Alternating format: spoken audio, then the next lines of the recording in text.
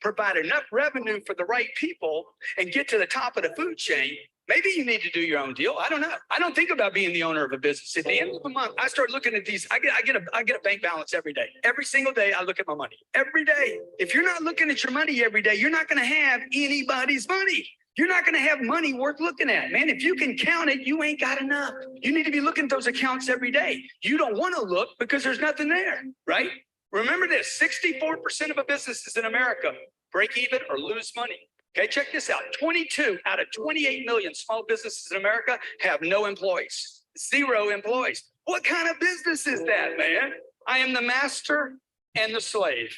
I am the prisoner, the warden, the jailhouse, the system. Dude, you're stuck. That's not a business. You cannot do the solopreneur thing, even though you see some guy on Instagram rolling out with a Lambo. Okay, it's bullshit. That's not a business. A business is people in a company. Anybody know any major successful person didn't have a bunch of employees? Anybody here know any great company that had one employee, one flow of income, that didn't use debt? You got to use debt to expand.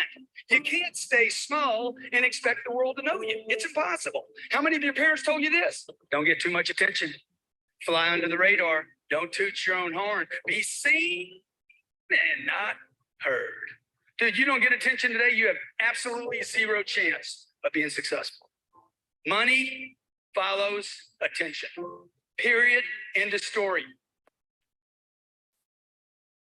Good morning, good morning, good morning. If you guys can hear my voice, please drop some coffee in the chat box. Welcome to Coffee and Crypto, episode 105. We're live on YouTube. We're live on Zoom. And we are moving forward, guys. We are cruising forward. Just drop some coffee in the chat box. Also, help me drop this link inside of your respective groups, whether you're in Telegram, Discord. Today is definitely not a call that people are going to want to miss. We have a lot of stuff to cover. All right, there's a whole lot of stuff to cover.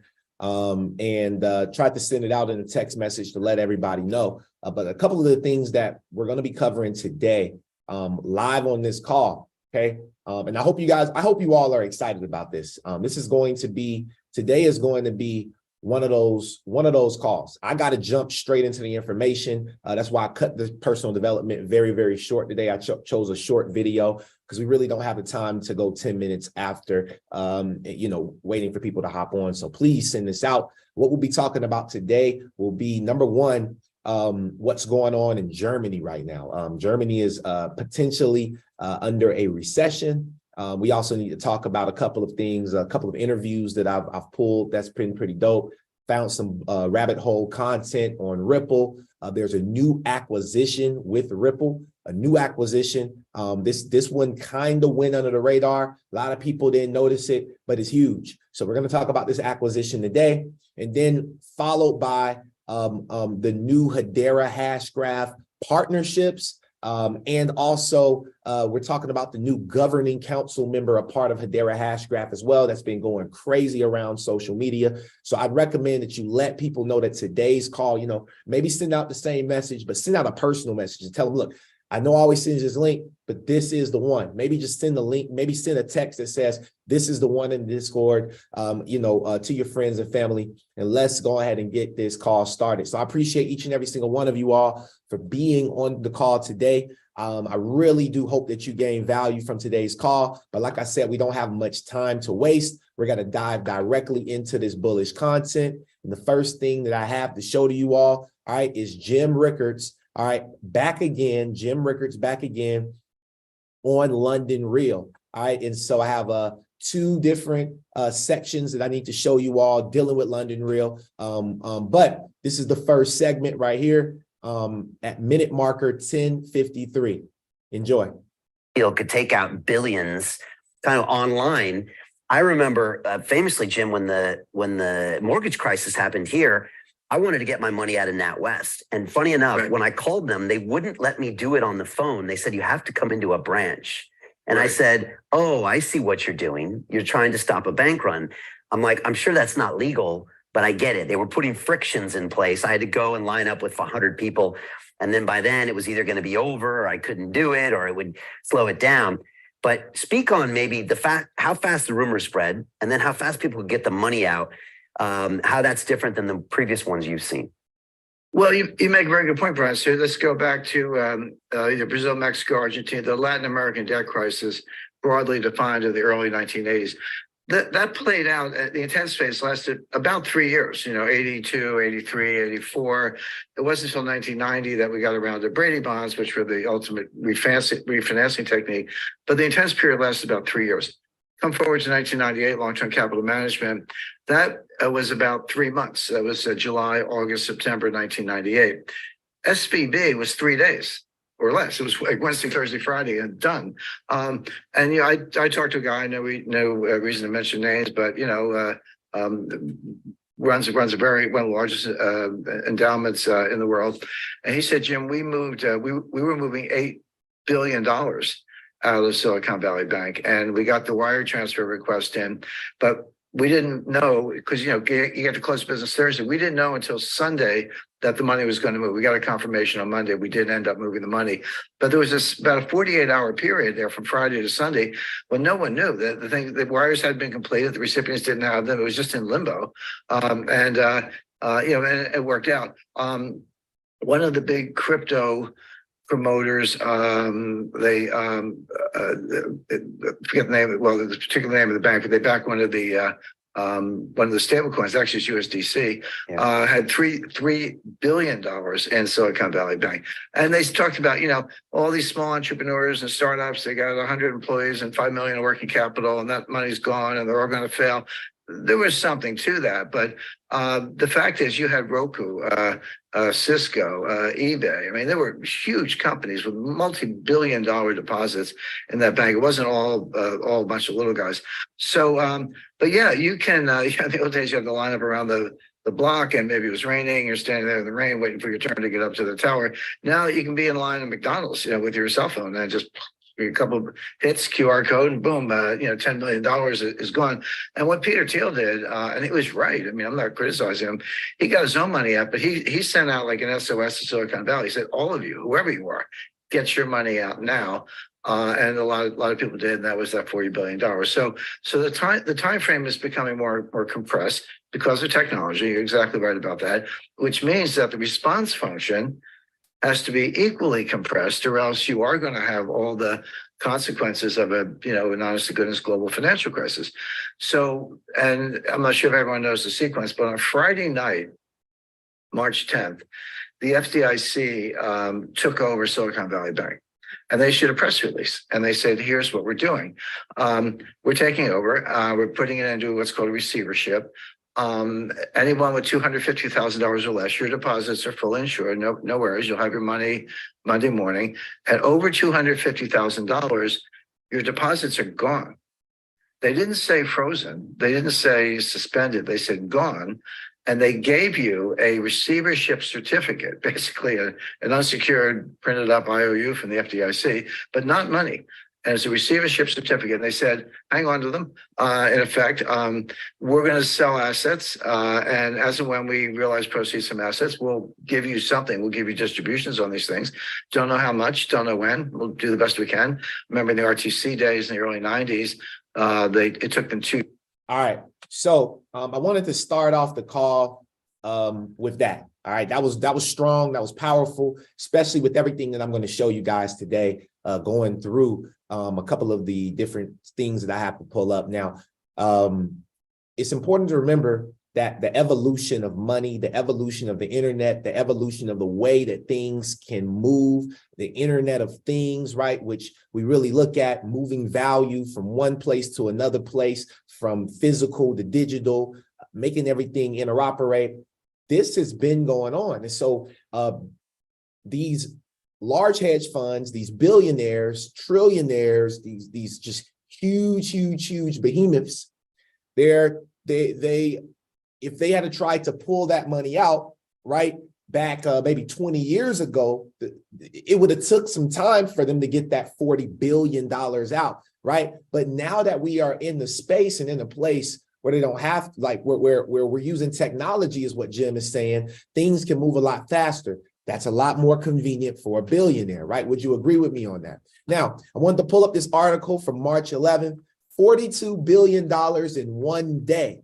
SV Bank run biggest in more than a decade. A lot of people are focused, and I've been hearing people talking about, this happened over, the SVB was one of the largest banks in the, in the whole decade or in the world period that has faulted that much, that fast. And you got to realize that there's only a reason as to why they couldn't do it before.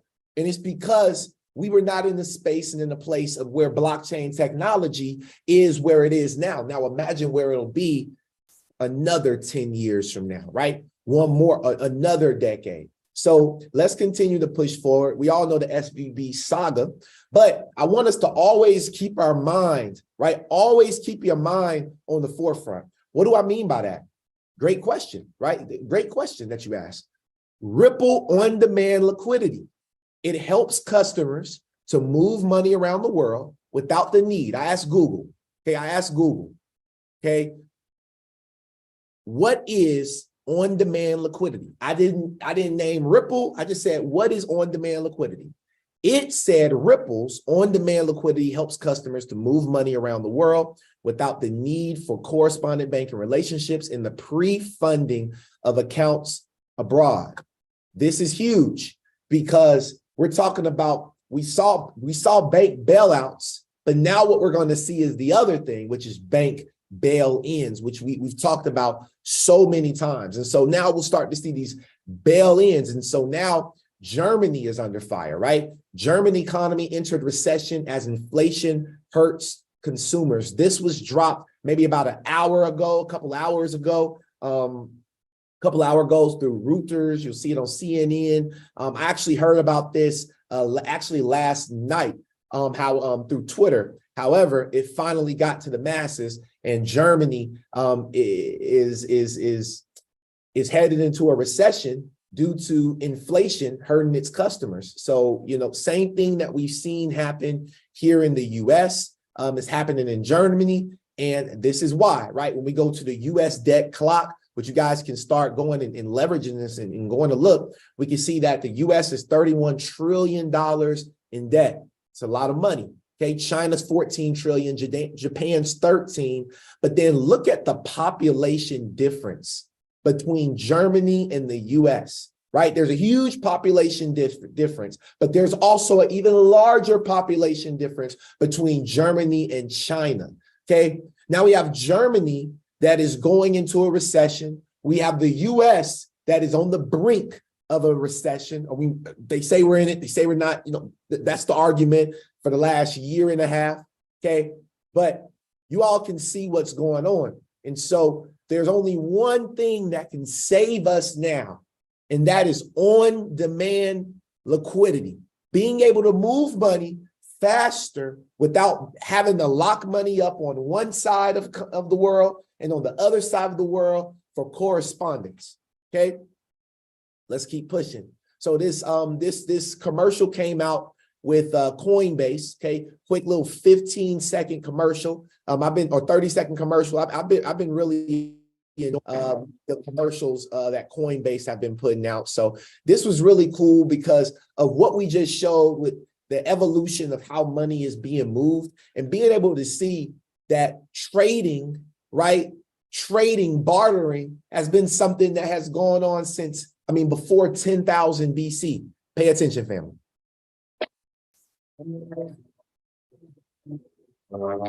Gotta change around here. Gotta change around here. Can't go on this way. Things gotta change around here. Say it loud, say it clear. We gotta change around here.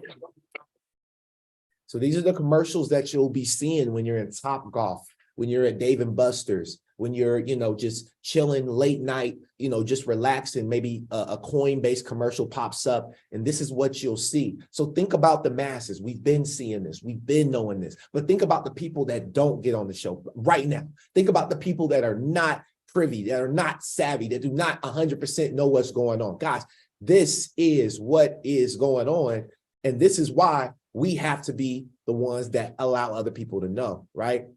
Let's go. So in Twitter Spaces yesterday, live with Ron DeSantis. If you don't know who that is, Ron is down in Florida, okay, governor of Florida.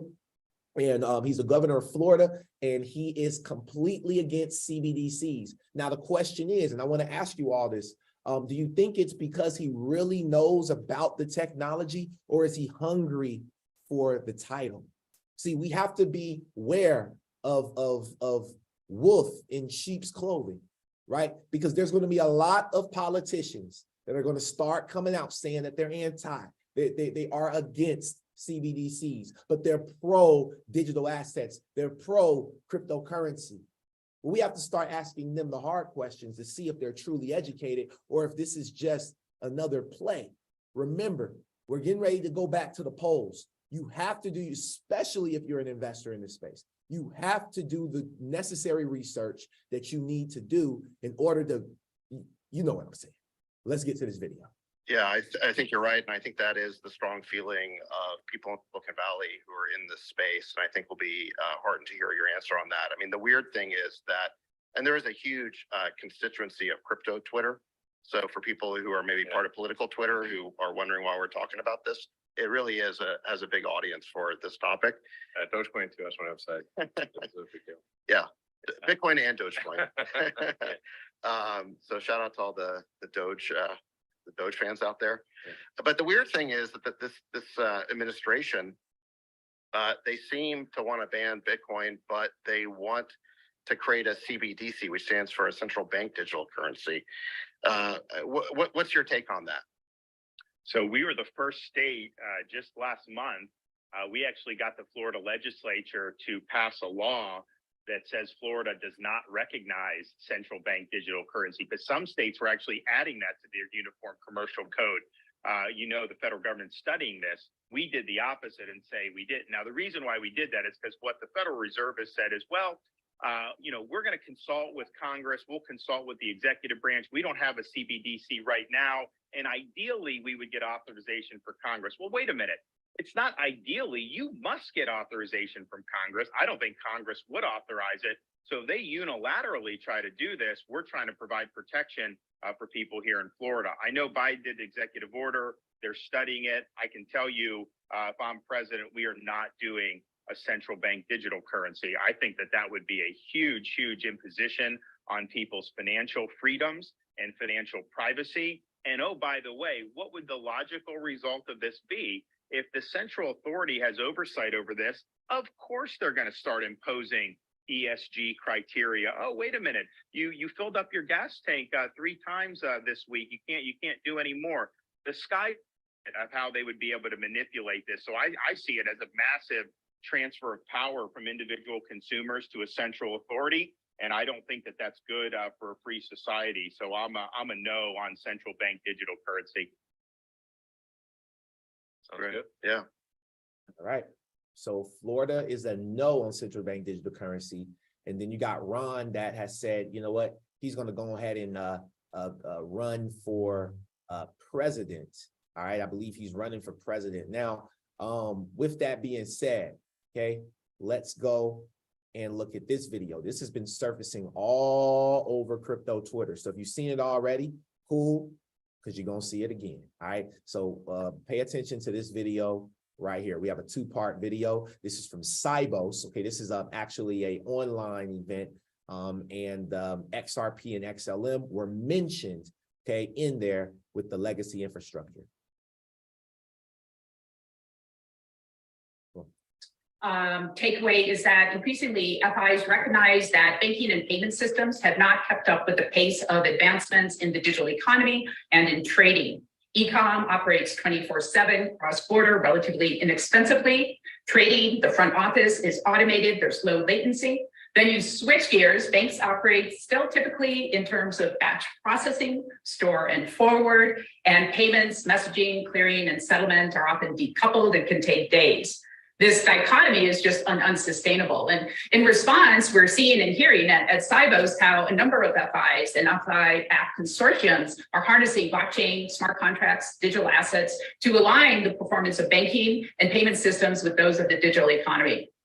The second takeaway, I'd say, is that the Internet of Value is beginning to crystallize. And let me start with a framework. Let's think of the old industrial flywheels that take a lot of energy to make a half turn and a full turn. But once they start turning, there's momentum and it's hard to stop them. So let's overlay adoption of blockchain and digital assets.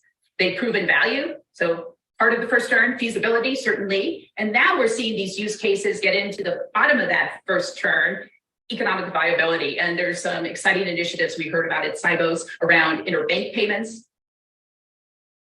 All right, first part. Now let's move on. Interbank payments, delivery versus payments, for example, correspondent banking, messaging, cross-border, interbank, intrabank, intra-company, and importantly, when we get to the ESG, the S part, remittances. So lots of interesting energy there. And we're seeing cryptocurrencies like XRP, Stellar Lumens, and stablecoins like USDC playing an important role in getting that wheel to turn and deliver the internet of value. Also, the introduction of central bank digital currencies will accelerate the mainstreaming of digital assets. I'd say my third, coming to the crown jewel here, cryptocurrencies are gaining legitimacy as a new asset class. When the Bitcoin paper first came out, it was going to be the missing link, the internet of value, a medium of exchange. But as we know, Bitcoin failed as a medium of exchange for legal activities. Then the pivot was to blockchain, distributed ledger technology as the new disruptor. Now we're seeing Bitcoin as in the lead as a new digital asset class, which has profound implications. It's been initially driven by retail investors. Now we're seeing institutional investors enter the game. And with institutional investors, you get more sophisticated demand. And that certainly is going to accelerate developments in decentralized finance. Wow, that's going to accelerate advancements in decentralized finance. So that brings me to this article, this that just came out on Ripple. Y'all already know, man. Drop the coffee. You already know. May 23rd, this came out. 2023 new value report, top 5 crypto trends in business and beyond. All right. So instead of me talking about it, I'm going to just play a quick video from the experts.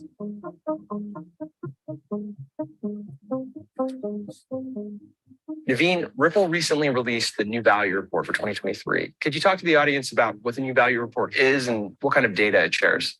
The new value report is a survey of business leaders and their attitude towards cryptocurrency. And what we find is 79% of the business leaders who are surveyed are either interested or very interested in harnessing the power of cryptocurrencies in their business.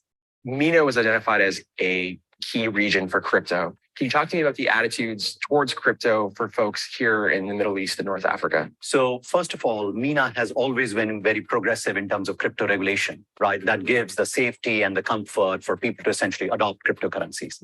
The second thing is, if you look at a market like UAE or, for example, GCC, which is up 6 countries here in the GCC, what you would find is 90% of the people are immigrants, which means they have moved overseas and they send money back home. So because of the remittance use case and the benefits to the remittance use case, we are seeing a higher adoption of crypto than usual. You were talking about remittances and those benefits. What are the primary use cases that you're seeing for central bank digital currencies and stablecoins? So specifically for central bank digital currencies, what the governments want to do is they want to digitize the economy, right? They want to increase the velocity of money in the economy itself, which essentially gets higher growth. And last thing that they want to do is they want to have financial inclusion. There are many people today who are not part of the economic system, and they want to make sure that they are covered through central bank digital currencies. Are we seeing a lot of interest in tokenization as a whole? So tokenization of real world assets is definitely a big theme. Think about an illiquid asset. Think about a building in which everybody wants to participate in. But today they're not able to participate in because lots of time building is illiquid and the securities don't trade outside of the home market. Let's take a building in the UAE and a Japanese investor who wants to invest, say, 100 yen into that building is not able to. But with tokenization, they would be able to use yen to essentially make an investment in the token. And then second, they would also be able to see all the transactions on chain, which essentially brings transparency and the ability for them to buy and sell at any time. So investment and trading are the biggest use cases of tokenization. And we will see that those becoming real in very short term. Are we seeing a lot of interest in DeFi here in the Middle East? So our survey indicates that number of business leaders want to take advantage of DeFi. But I would say it's still in early stages. They are figuring it out. They're experimenting to say how the liquidity pools in DeFi could be useful for them. But the overall answer is yes, but more work needs to be done on multiple use cases that are being experimented with. You touched on this before, specifically about remittances, but for payments and treasury leaders, both in the region and abroad, what are the incentives for them to use crypto in their financial flows? So let's take a simple example, right? So there is a buyer and supplier. Both of them are based in different countries. And today, the terms are net 30. That means the buyer pays the supplier 30 days after the goods have been received. Now, today, when they make the payment, the actual money is credited into the account of the supplier only on the 33rd day. That means they lose on an average 3 days of working capital every month. This compounds to 36 days over 1 year. Now, let's assume if they were using cryptocurrencies as a bridge, the payment that the supplier will be receiving will be instant, eliminating this 36 days of wasteful working capital that today they have to bear with, which essentially means that they can be 10% more productive in their business by eliminating this and receiving the money on the 30th day when it is sent by the buyer. And that's the power of cryptocurrencies that the businesses would like to harness. For the region that you lead here, MENA, the Middle East and North Africa, there's been a lot of interest in crypto. Can you talk about the temperature here for crypto, the adoption of crypto in the Middle East? Yeah, absolutely. So firstly, Middle East always had progressive regulations around crypto. So if you look at specifically the UAE, it already has enabling regulation. It has a virtual asset specific regulator that's helping with the adoption of cryptocurrencies itself. Every day, I get phone calls from multiple countries around the world for Web3 entrepreneurs who wants to move to the UAE and call it their home. And this is what we are seeing. We are seeing entrepreneurs, we are seeing money, we are seeing enabling regulation, and that's what's making the Middle East the hotbed for cryptocurrencies and entrepreneurship around it.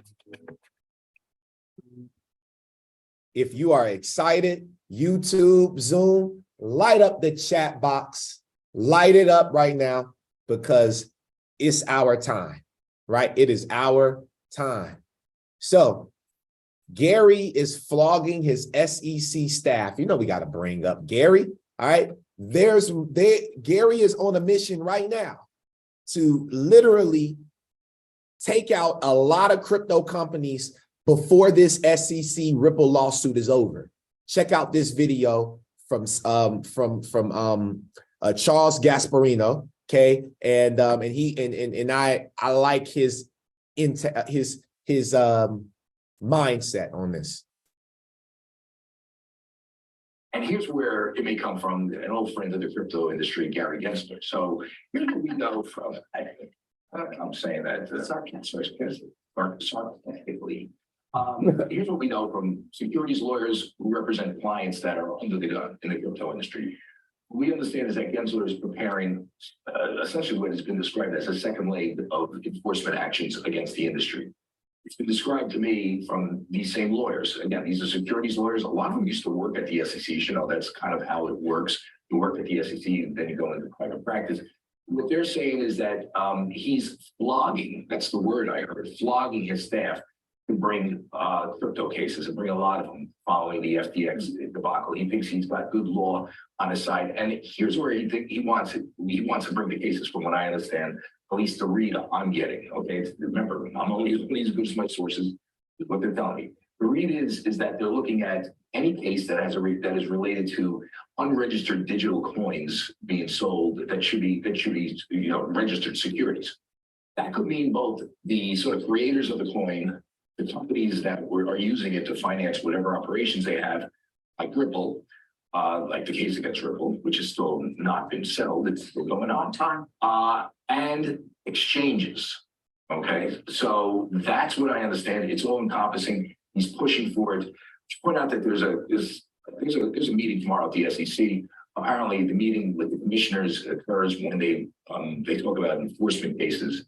From what I understand, this will likely be part of that meeting. So stay tuned for more crypto cases coming soon. And again, on this whole issue of securities. Now, one point before I wrap it up. If Ripple wins the case, this becomes a moot point. It's going to be very hard for Gary Gensler to bring cases of unregistered securities if somehow the courts set a precedent that says you can issue these things and you don't have to register. And even if you use it to build out your platform, which Ripple did partially for their cross-border payment system. If they win the case, meaning the SEC wins, well, I think Gensler is smelling a win based on what happened at FTX and a lot more.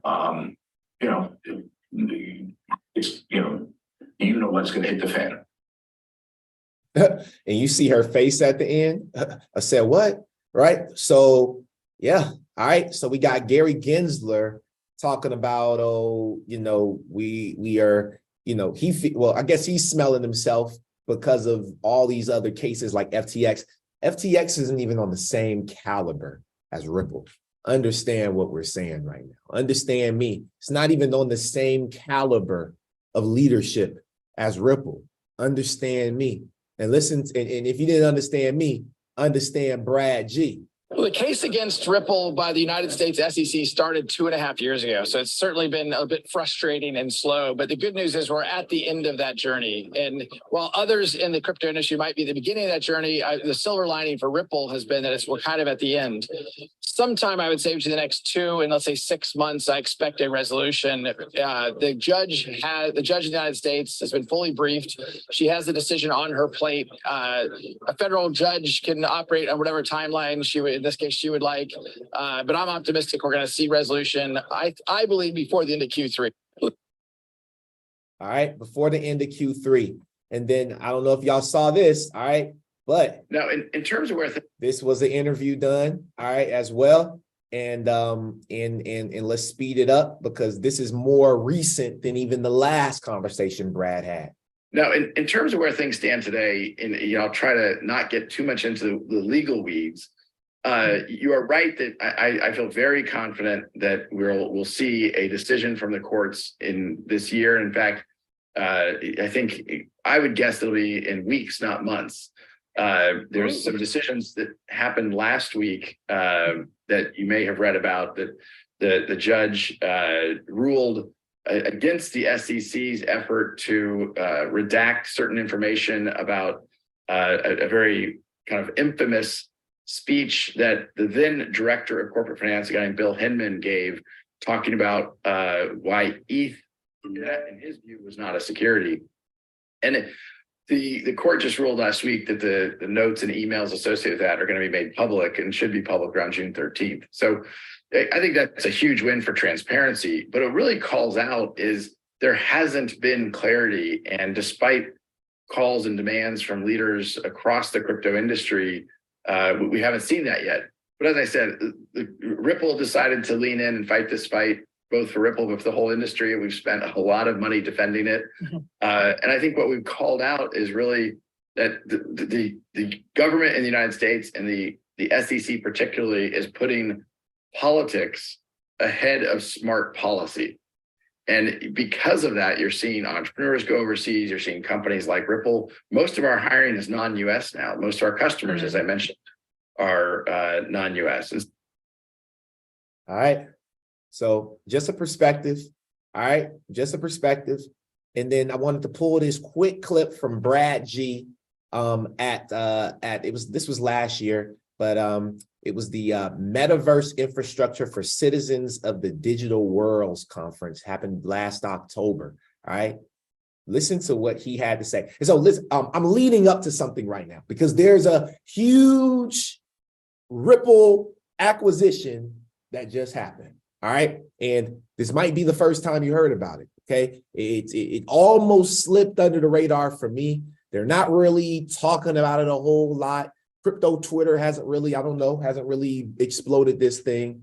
But before we get there, I want you to see that Brad Garlinghouse a year ago was on the stage with Mike Novogratz. How many people know who Mike Novogratz is? Drop a 7 if you know who that guy is. Drop a 0 if you don't know who Mike Novo is. Now, Mike Novo, all right, is the CEO of Galaxy Digital, which is a cryptocurrency consultation firm. Okay, listen to Brad G. Some of the origins of blockchain and crypto were all about creating a separate, almost parallel financial system. And I think even as this panel and the structure is talked about the metaverse, I think about it really as the connective bridges, the it's not about a separate financial system. It's how do we use these technologies to improve the existing financial system? Ripple has been focused on selling into financial institutions for 5-6 years. We have hundreds of institutions. Just yesterday, we announced the first corridor between the Middle East and the US dollar using digital assets to facilitate real-time money movements. We see this vision of a really enabling an internet of value. We talk about an internet of things, an internet of information that we live in today. And as Nick was introducing, I think that the future will enable the free flow of value in a way that truly is more inclusive and more democratizing to an economy that has fewer borders and includes more people. We're already seeing. All right. Quick little clip. All right. Now I'll drop that link to that full video for you guys, but fresh off the press. All right. 10 hours ago. This is how fresh this is. Ripple acquires Pantera's stake in Bitstamp. OMG. I don't know if y'all know, but this right here is it. This is what we need. This was like the dagger. While SEC is focused on other things, let me tell you, I'm going to break this down for you guys. You got to pay attention to the companies that are acquiring larger, medium-sized and other large companies. This is how you identify the whales and the behemoths in the room. Okay. Ripple is official. They've been a behemoth, but listen, let me break this down. They spent $100 million plus in court in fees to the SEC and courts fighting this case when they could have just settled. Okay. They also have been hiring all over the world, expanding their reach into other countries with offices everywhere in the middle of the biggest court case ever. Do you understand how well backed this company is? Let me tell you how big Ripple is. This is the sleeping giant that's about to wake up right now. Understand that Ripple just acquired Bitstamp, something that people don't even know. Okay. And this is a fact. Bitstamp runs on ODL, on demand liquidity. Bitstamp runs on ODL, right? It runs, Bitstamp is actually a centralized exchange. Okay. Bitstamp is a centralized exchange. All right. Now let's push forward and pay attention. Okay. So Galaxy Digital, the reason why I wanted to show you guys this video is because there's a guy on stage right here. Let me go find him. Here he is. Okay. Right here. Mike Novogratz. This is the CEO of Galaxy Digital. They advise the largest companies in the world on investing and acquiring companies in the digital asset space. I want you guys to see this one key right here. Blockchain-based digital payments network, Ripple Network, took a minority stake in crypto exchange Bitstamp in the first quarter of 2023. Digital investment firm Galaxy Digital advised on the deal, according to the transcript on May 9th. Okay. At the time, this company was worth $60 million. Okay. It is unclear how much Ripple paid for the acquisition or how the deal was structured. Okay. So we don't have any information on that just yet, but I'm sure it'll unfold. Now, I want you guys to pay attention to something. We talked about Galaxy Digital. Okay. Right here on Galaxy Digital's website, Ripple acquires Pantera's minority stock in Bitstamp. Okay. As you all can see, these are all the different acquisitions that they have handled. Okay, these are the different companies they've advised. They've advised Algorand, they've advised Blockdaemon, they've advised who else? BlockFi, they advised who else? Any other big one? FTX. When Blockfolio has been acquired by FTX back in October 2020, they advised Silvergate. Understand something, y'all. We are seeing the biggest shift, all right? And we have it here first. Now pay attention to this. On February 5th of 2020, Galaxy's Novogratz said this: XRP will underperform immensely again this year. He said this about XRP in 2020. I want y'all to understand, this is why I told you, you better off listening to someone like me that sticks to the journey. I've never turned my back on Ripple. I've never turned my back on XRP. I've never done it. Mike Novogratz did, okay? He said this. He told a room full of financial advisors, okay? He told a room full of financial advisors that XRP will have another lackluster year in 2020. He blamed Ripple, one of his firm's largest investments, for what he sees as XRP's underwhelmingly prospects. Pay attention to this, family. Fast forward 1 month ago, on April 1st, billionaire Mike Novogratz is bullish on Bitcoin and crypto despite industry crackdown. Okay, so now he's bullish. He was bearish. Now he's bullish. Okay, this was very important to understand, y'all, that this acquisition right here is huge. And I believe we'll see Ripple start to acquire a lot of other big names that we've seen. Watch. Don't believe me. Just stick around with the show a little longer.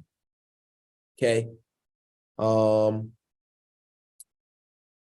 So Fed now will run on Fed line. This was another thing I saw that I thought was important. We don't need to cover. We're not going to go through this. However, something that I pulled from 2018 that I found, and I like to just pull stuff up, you know, it still stays with the whole Ripple, you know, understanding that the Federal Reserve has to have some technology as its backbone. I want y'all to see something.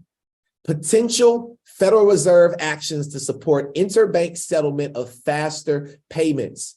This was a submission back in 2018 by Ripple. Yep, I found it. I found the documents, okay? I found the documents. Somebody say we got the receipts.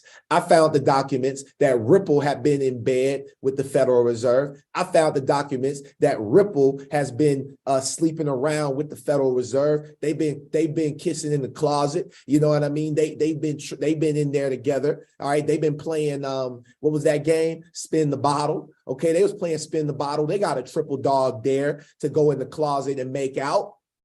Yeah. Yes, sir. Y'all know, some of y'all know about spin the bottle, okay? Some of y'all know, okay? Now, this was important. They wrote on a couple of things, okay? They had a background, talked about the 24/7, 365 settlement system and why it's slow, you know, how they can be a key factor in the potential of the rise of real-time gross settlements, which is RTGS. Okay, real-time payment by payment interbank messaging. So we're talking about ISO 20022. So we know that Ripple is a part of ISO 20022. Understand that Ripple, the technology helps with the messaging standard of trading that messaging. Guys, data is the new currency, right? Data is a new form of currency. Data has been moved so slow and it's been so expensive to move data for so long. It's now a new form of currency. Okay. Couple more things about Ripple, and then we're about to dive into Hedera Hashgraph. Somebody drop HBAR if you love HBAR. And a little update on my I'm gonna give y'all an update on my staking as well. I told y'all to go and grab that HBAR masterclass so you can start staking your HBAR. But like Drake said, way up, I feel blessed. That's what Drake said. All right. Now, on May 18th of 2023, Ripple and Fubon Bank showcased real estate asset tokenization use case as part of the Hong Kong's Monetary Authority's inaugural pilot program. Okay, so there is a pilot program for the HKD, which is Hong Kong's central bank digital currency. If you guys know this friendly face right here, this is that man, Brooks Entwistle. Okay, Brooks Entwistle handles what does he handle? He's Asia's managing director for their central bank like communications for CBDCs, everything like that, right? So XRP's liquidity, on-demand liquidity, liquidity hub, all of these projects and programs and softwares and services and stuff that they have to offer. This guy is leading it in Asia. Okay, so Ripple has been selected. All right, and he actually tweeted out, Brooks Intuit, he said, awesome to be back in my old hometown, Hong Kong, where the Web3 energy level is super high. Ripple was honored to be selected by the HKMA government, so the Hong Kong's government central bank, to showcase their real estate asset tokenization use case in their pilot program. Okay. So understand that there were, I believe, let me actually go and look at this. Let me go look at this real quick. There were how many companies? I think I read it in this article. Y'all give me 2 seconds. Y'all know I'm gonna find it. I'm gonna find it. All right, there it is. The latest development came this week with the Hong Kong Monetary Authority naming 16 businesses competing for the glory of creating the best use cases for a local CBDC. Uh-oh. Uh-oh. All right. Now, the moment that y'all been waiting for. All right. But before we get in this video, all right, I want to show you guys what you're missing out on. All right. If you are not staking your HBAR, let me pull up my HBAR. Let me pull up my Hashpack wallet. If you got your Hashpack wallet and it's loaded and you're here on YouTube, you're live on Zoom, just type the word loaded. Okay.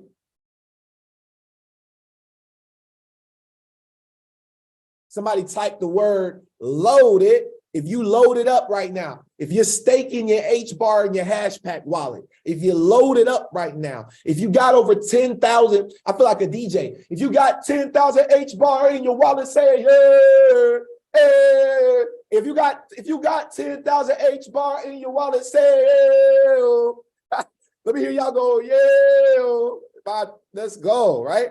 I'm saying, if you got over 10,000 HBAR, if you got over 20,000 HBAR, let me hear you say, "Ew." Where y'all at, man? Y'all got to be lit right now because it's ew season. Welcome. All right. So I'm going to show you guys what's going on. All right. We are at 10,040 HBAR. All right, and I spent some HBAR because I went and I got these NFTs. I got one NFT for free, and then I had to spend some HBAR to get this gold backpack right here that was limited edition. If you didn't get your Hashpack backpacks, I don't know what you're doing. But you might be able to grab it from me on the secondary market. See, that's why it's important to be first. Ricky Bobby said it. If you ain't first, you're last.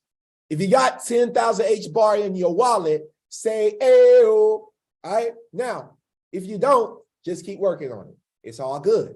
Okay. Now check this out. Staking. 9 hours from now, I'll get another 1.787038. But right now, since we've started staking together, I've been able to accumulate 76 free HBARs. 76 of them free. Actually more, because I'm gonna go ahead and collect that reward for y'all real quick. You know what I'm saying? And just like that live on the call, we collect our HBAR anywhere we are. You know what I mean? No matter where you are, you could be on a cruise, you can collect your HBAR. And just like that, we're at 78.389 free HBAR.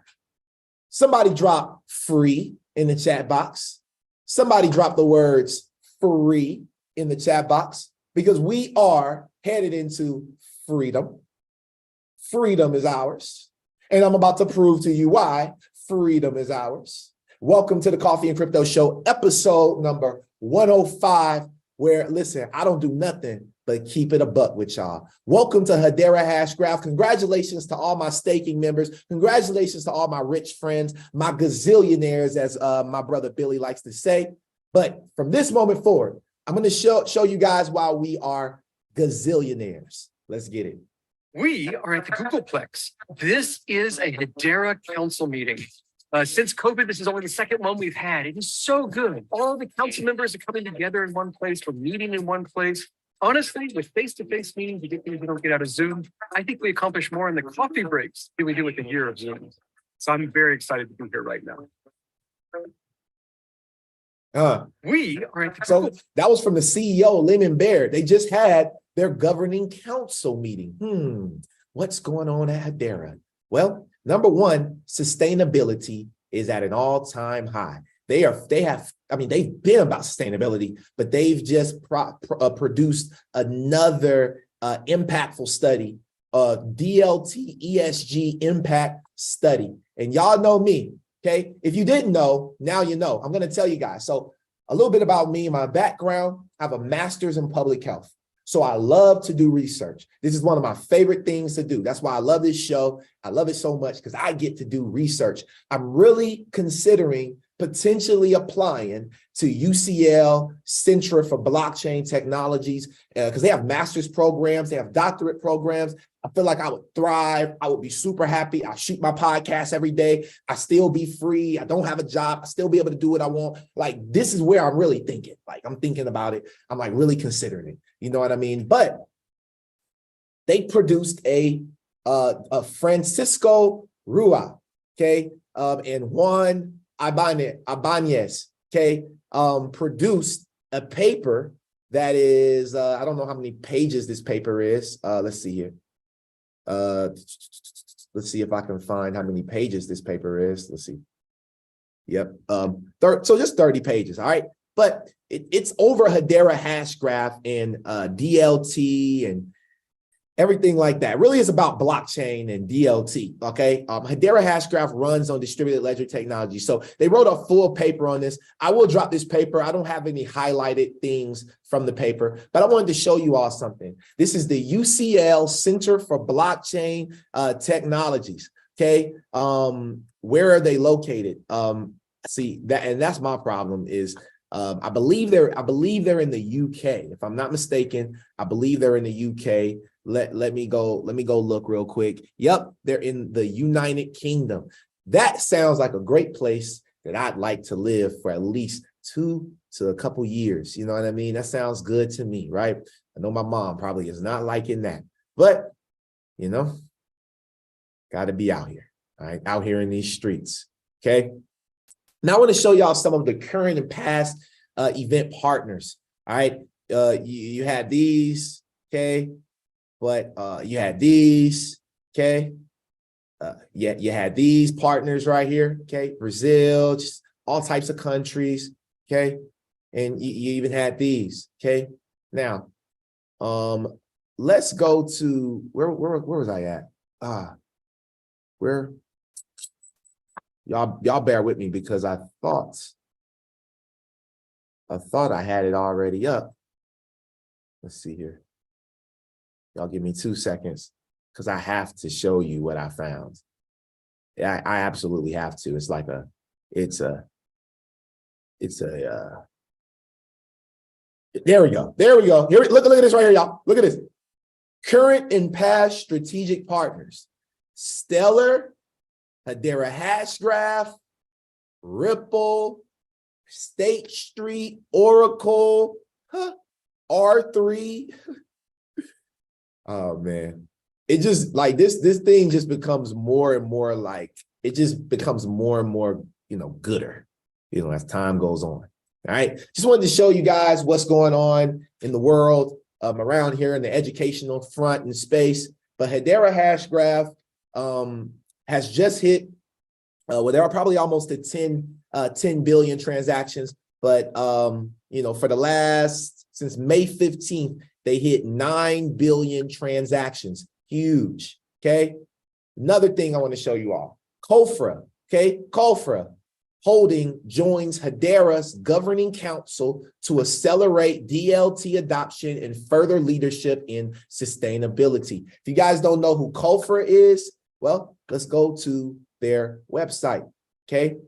Cofra Holdings. This is one of the oldest holdings company. I believe it's in Europe. if I'm not mistaken, or maybe I have the country wrong. I believe it. Yep. Europe. Yep. It is in Europe. Okay. They are a family enterprise, family owned for 6 generations. Okay. They are focused on impacting society and the environment. They are involved in everything from real estate to sustainable clothing, right? Sustainable clothing, all the way to supply chain management. So they focus on a lot of different things at COFRA. Okay, so I just wanted to show you all this brand new partnership. So now with Hedera, I believe we only have about 9 more spots left. Y'all know how Hedera has that governing council ecosystem. Let me see if I can find it for y'all real quick. So y'all can see it. I believe this is no, it's actually under governance. So let's go look at their governing council real quick for the people that may not 100% know about this. So Hedera is governed by all these companies. You have IBM, Google, Boeing, Avery Dennison, LG.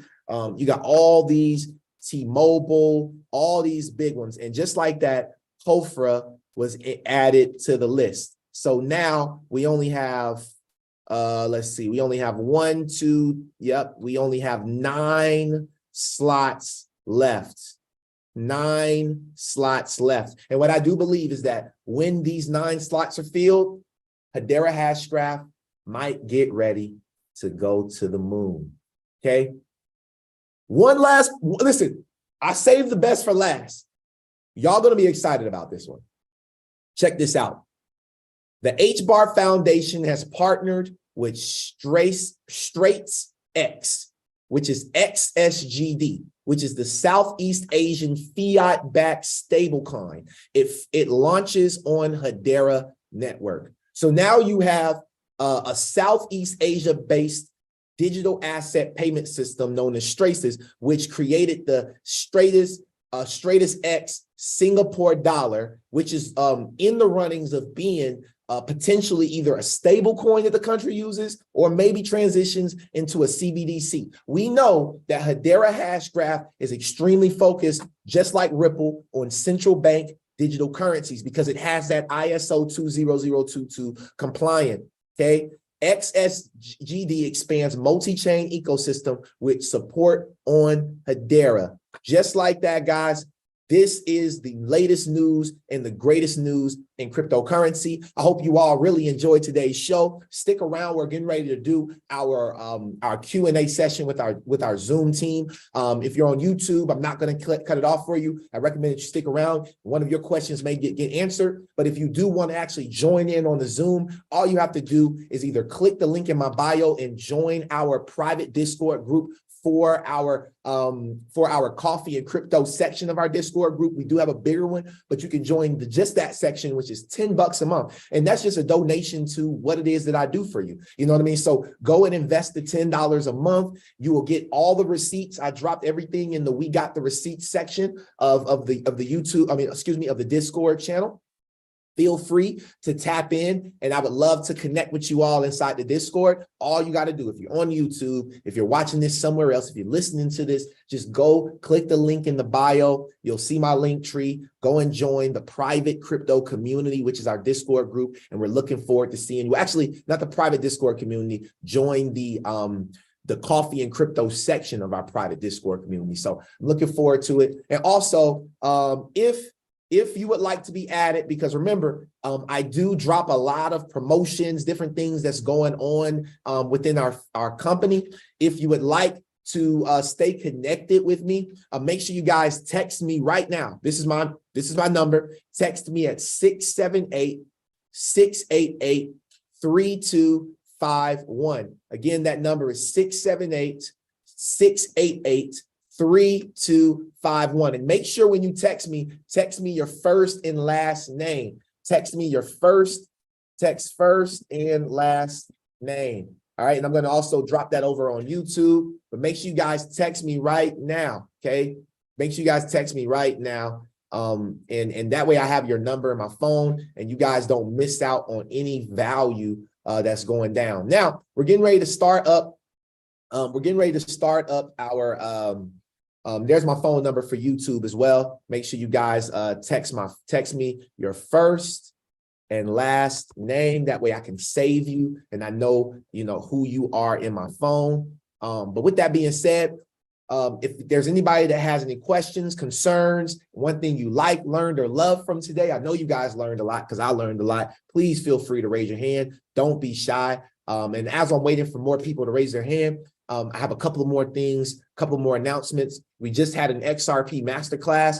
The XRP masterclass, if you paid for it, it will be available. I have both of those together. I'll be dropping an exclusive link inside of that particular section of our Discord group. So if you paid for the XRP masterclass, you will be receiving a link to the website, and it'll be a free token, a free coupon code. You're able to plug that in, and you can get both sections because our XRP masterclass was two sections. So it was really, it was like 2.5 hours long. Taught you guys how to use the Zum wallet, taught you guys how to get invested, taught you even deeper about stuff that we didn't even talk about on today because it's just not enough time to cover this stuff in Coffee and Crypto. So with that being said, I only see one person with their hand raised, so that's not a problem at all. I'm going to go ahead and call on Billy. And hopefully some of you other people, that's tuning in on Zoom, some of my other fam, you guys will come up with some questions or anything that you learned, or love from today. Or maybe about the XRP masterclass. What did you like about the XRP masterclass? If you attended, would you recommend somebody else to attend? Help me out here. Y'all come up here because I could tell people all day, hey, it's dope, it's good, but until they hear from other people, they still don't. And y'all know the type of value that you've gotten both in HBAR and in the XRP masterclass. I'm telling y'all, don't wait until I raise the price on these masterclasses. Right now, they're cheap. The price is going up because the value is going up. And God forbid, masterclasses keep going on into the bull run. I don't know what the price is going to be because people are going to be making money. And you already know. So with that being said, let me call on my brother, Billy Bearden. That's going to be get you some crypto, Coffee and Crypto, get you some, because if you haven't getting me some, you're going to get you some, right? You might even get you some before I get some, but that might be all right. Hey, look, I'm changing my name. It's going to be Crawbilly Rockefeller. Billy Crawbilly, something like that. I'm going to change my name. There you go. But, if you don't know about the XRP, can somebody buy that class to watch it on? How would they go about getting somebody on the phone here's watching thinking, I like to see those two things, the HBAR and the XRP. Can I buy them now and watch that again on that Discord? So that might be something you think about showing how to do. Hey, look, I could have started my day at 6 when I got up, but I'm really kind of starting I could watch my YouTube this afternoon, but why don't I want to miss it now? Why don't I want to, I want to get the info now. Right. I'm screenshotting, writing stuff down. I'm catching people at Walmart and I'm saying, I went to the bank yesterday and I said, ma'am, let me just ask you a question. This is a Walmart bank. They played on the phone. I'm thinking, hey, have you ever, and I use these words, Vince, I said, have you ever heard of the word Fed now? I thought even the word Fed would come across, but they were shaking their head, playing on the phone. So none of my friends, I called a couple of them in the store. I'm thinking about, they said, where you been? I said, I've been doing other things to try to educate myself because I'm old and stupid and I want to get old and smart. I want to educate myself. So, I encourage anybody who's listening today, whether you're on YouTube or at 5 months from now, whatever, and you listen to it, to get plugged into correct, reliable, confident education. Because there's a lot of education out there, right? You can get educated anywhere, but you got to pay attention, and you got to pay attention to the right people. Yeah. So if your mom goes out of town with you when you go to the minutes, when you wherever that was you were going, you can just take your mom with you, brother. You don't have to leave her at the house, right? Right. Get that bus ticket to get that passport back and forth. Y'all could go back and forth. Yep. And you keep saving that H bar. My goodness, man, this just going crazy. I don't even want to go to work anymore. I just want to sit here and educate. It's crazy. All right, brother. I'm going. I love you. I appreciate your info, your insight, your work, what you do. I like your shirt. Tell me about your shirt. Oh yeah, Mo crypto, mo problems. I'm waiting on Mr. Blue. Mr. Blue is actually picking up his whole that's why he's not even, he's kind of he's kind of been MIA. He's moving just update on Chris. Chris is moving his whole family from Houston, Texas to New York. So yeah. So Chris, so I'm sorry about the trading call, but Chris is moving right now from Houston to New York. So once he gets to New York, he's settled. The Blue Factory's back open. He has everything. All of these shirts are going on mass production. So everybody on the call, if you would like a shirt, drop a 7 if you would like one of these shirts. Do y'all like these shirts right here? Mo Crypto, Mo Problem. And it got the coffee and crypto in the back. Anybody like this shirt? Very nice. Very nice. Awesome. Well, it'll be available in all sizes and different colors. So you all will be able to start grabbing your shirts. This is just one of many that me and Chris have set down and we've collaborated on. Everything that I'm doing is a Blue Factory exclusive. So make sure you all stay plugged in. We will have the merch. We'll have the coffee cups. We'll have everything rolling out very, very soon. Just waiting for the Blue Factory to open back up. That way we can mass produce everything that we need. So I appreciate everyone's patience. Billy, thank you so much for the words. And next person I see is my brother, Mo. What up, bro? Man, all I gotta say is I thank you, bro. If y'all ain't heed to the information, man, get hit to it. If you don't know, now you know. If you got crypto, buy some more. If you understand it, talk to me nice and say it twice, man. Look, next week is gonna be a big week. They said June 1st gonna be the week that they're gonna relapse on their debt. Then they talk about ICE 9 when they also said that it needs to be a Friday when they shut the system down and reset the system. So how June 1st is on a Thursday and then Friday leads into the weekend and everything else. Okay, I'm gonna let that sit just like that. What you say? Let it sit and marinate like neck bone juice, my boy. Let it marinate like neck bone juice. Oh, okay. Just letting them know. But all I gotta say, man, is trust the process, man. We did it, man. We here, man. It's all playing out in our faces. We did the work. We did the rabbit hole research. More crypto, more problems. I'm wearing my shirt right now spiritually. Can't wait to get my physical shirt. And let's go. I love y'all. Let's do it. Nerds, we out here. Let's get it. Let's get it. Amen. Amen. Say man. Amen. Say man. This has been an absolutely incredible episode of Coffee and Crypto. If you enjoyed it again, make sure you all shoot me a text message. All right. Make sure y'all shoot me a text. Make sure y'all shoot me a text. All right. Don't be afraid. Make sure y'all send me a text.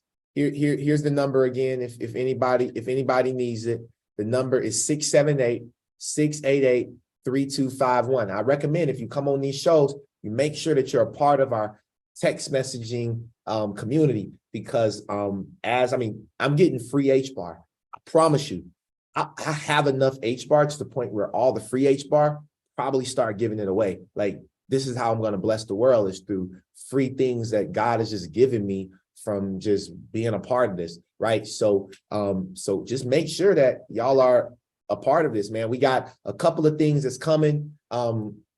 We have an event that's going to be live in Atlanta very soon. It'll be an evening event, getting back to our evening events. I will have the name and everything solidified for that for y'all soon. So if you're in Atlanta or if you're around the area, you can feel free to come out. But we're about to start getting back. It's summertime. You know what I mean? It's sundress seasons. You know what I mean? And we finna turn it up for the sundress season. We outside in the ATL and in any other place that we touch. I love each and every single one of y'all. And remember, continue to stay investing in your education, but also don't just stay investing in education. Make sure you do something with education and apply the knowledge. And then once you apply it, reach back out and help somebody else and teach them. I love each and every single one of y'all. Peace and blessings. And I'll see y'all at the top, not just from the top. Let's get it.